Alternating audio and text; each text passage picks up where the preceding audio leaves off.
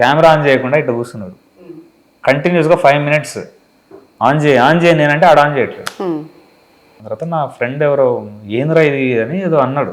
అరే ఎవరికి ఏం పడుతుందిరా, మన పైసలు కదా, మనకు ప్రాబ్లము, వాళ్ళకి ఏముందని ఇట్లా జస్ట్ చెప్తున్నా వాడికి.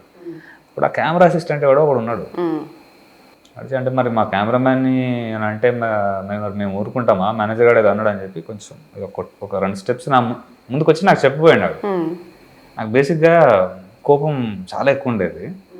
దాన్ని నేను 10-12 ఏళ్ళుగా దాచున్నా. నేను సినిమా ఇండస్ట్రీలో అందరిని కలుపుకుంటూ వెళ్ళిపోవాలి, ఎవరిని ఒక మాట అనొద్దు, అట్లుంటేనే నేను చుట్టూ ఉంటారు.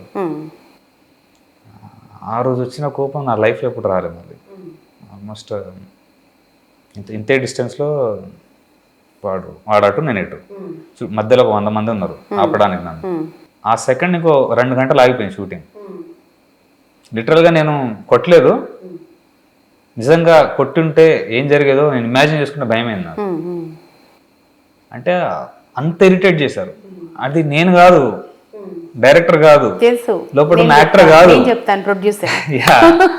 వాడు ఎంత ఫ్రస్ట్రేట్ అయి ఉన్నాడు. నేను ఆల్రెడీ ఆ జర్నీలో మేడం నలిగి ఉన్నాను. నేను ఆల్రెడీ అప్పటికి నేను ఒక 1.5 year జర్నీ చేసి ఉన్నా.